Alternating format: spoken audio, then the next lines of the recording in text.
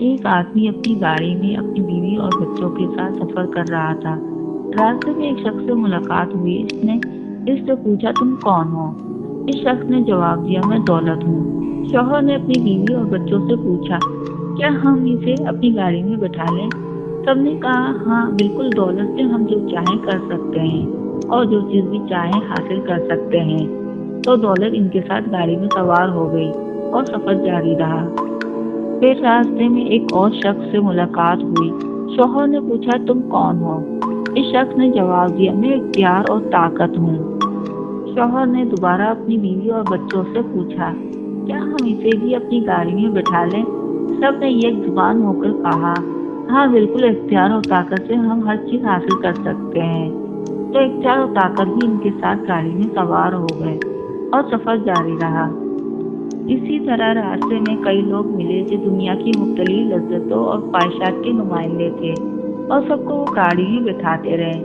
پھر ایک اور شخص ملا۔ شوہر نے پوچھا، تم کون ہو؟ اس شخص نے جواب دیا، میں دین ہوں۔ شوہر، بیوی اور بچوں نے سب نے ایک ساتھ کہا، ابھی اس کا وقت نہیں ہے، ہم دنیا کی نعمتوں سے لطف اندوز ہونا چاہتے ہیں اور دین ہمیں ان سے محروم کر دے گا۔ ہمیں اس کی پابندیوں اور حلال و حرام کی قید میں نہیں پڑنا۔ بعد میں ہم دین کی طرف پلٹ آئیں گے، ابھی دنیا کے مزے لوٹنے دو۔ تو انہوں نے دین کو چھوڑ دیا اور گاڑی آگے بڑھتی رہی۔ اچانک راستے میں انہیں ایک چیک پوسٹ نظر آئی، جہاں ایک آدمی نے گاڑی کو روکنے کا اشارہ کیا اور شوہر کو گاڑی سے اترنے کو کہا۔ اس شخص نے شوہر سے کہا، تمہارا سفر ختم ہو گیا، اب تمہیں میرے ساتھ چلنا ہوگا۔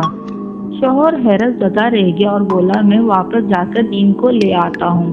اس شخص نے جواب دیا، یہ ممکن نہیں ہے، تمہاری زندگی کا سفر ختم ہو چکا ہے اور واپس جانا ناممکن ہے۔ شوہر نے کہا، لیکن میرے پاس گاڑی میں دولت، اختیار، بیوی، بچے اور سب کچھ موجود ہے۔ اس شخص نے جواب دیا، یہ سب تمہارے کسی کام نہیں آئیں گے، تمہیں تو دین کی ضرورت تھی جو تم نے راستے میں چھوڑ دیا۔ شوہر نے پوچھا، تم کون ہو؟ اس شخص نے جواب دیا، میں موت ہوں، جس سے تم غافل تھے اور جس کی تیاری تم نے نہیں کی۔ شوہر نے مڑ کر دیکھا تو گاڑی میں اس کی بیوی اب گاڑی چلا رہی تھی اور بچے، دولت اور اختیار سب موجود تھے، لیکن اس کے ساتھ کوئی نہیں اترا۔